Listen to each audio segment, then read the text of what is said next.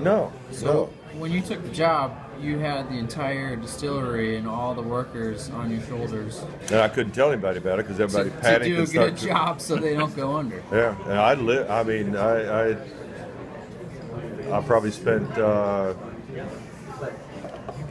know I averaged well over 16 hours a day because I was there when the midnight shift came on at night, and I was challenged too and then I was there when they came back when they were going off the next morning, and the first few months on the midnights always because they knew I was leaving. I was living in Louisville, so I'd drive home, get 2 or 3 hours of sleep, 4 if I was really lucky, and go get back up. And they wait. People were challenging me because they didn't know I was serious about it. I said, we're not producing quality bourbon. We don't need to be producing 1 gallon. And I got distillates from like our Lawrenceburg, Indiana distillery and set them up. And I let people smell them and I wouldn't tell them what they were. And they said, God, this is bad. This is good. Well, I said, this is what we're doing. This is what Lawrenceburg, Indiana. This is good distillate. And this is what we've got to take this from here to here. And try and just let them know that I'm serious, that we can't do it. We've got to get better, or why bother run?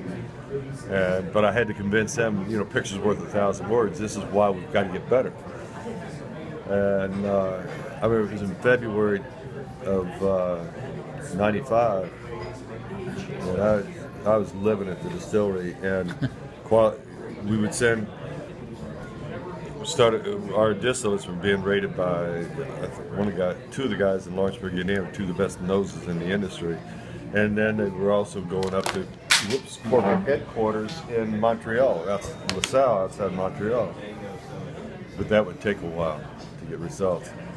And a guy in February called me from Indiana. We would finish a lot, and I would send Al or somebody, usually Al, say, Al, run this sample up halfway to Cincinnati and meet, you're from up there? On 75, with that, oh shoot. Racers probably. No, that one of these shopping malls, the discount stores, it never has gone over very well. It's anyway, that's where you meet him, and that way we get the results back the next day. And hello, I'm finishing up lunch. I'll call you back in a minute, okay? All right. And so in February, a guy called me, quality. Man, one of the 2 guys were so good. He said, "What the blank are you guys doing down there anyway?" And I'm out heart just. I said, "Oh my God, I thought we were getting better." And he went on and on and on and on. And finally he started laughing after about 5 minutes. Said, "I just want to call you. We have quality system 1, 2, 3, 4. 4 is typical quality. 3 is very minor deviations. 2 are more serious deviations, but 2 generally turns out to be a good bourbon. 1 is an automatic regen. Well, for about 3 years before I started, we had averaged less than a 2, about a 1.9 rating, all the distillates. And so he called me after a while. It was about the 3rd week of February. He says, "I just had to call you and let you know you just got the first 4 rating you've had in more than 3 years from the distillery." Nice. And I could have killed him.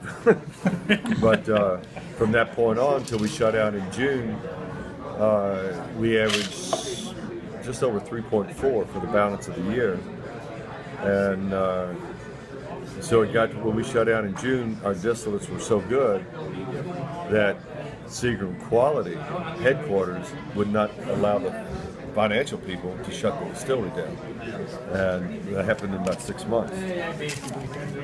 And it was all the guys that worked there. We formed a really tight bond with the employees because they knew I was serious after a while, and they were very, very unhappy for years. They knew the quality wasn't any good, and nobody cared. But they didn't know they were going to lose their jobs unless it turned around. No.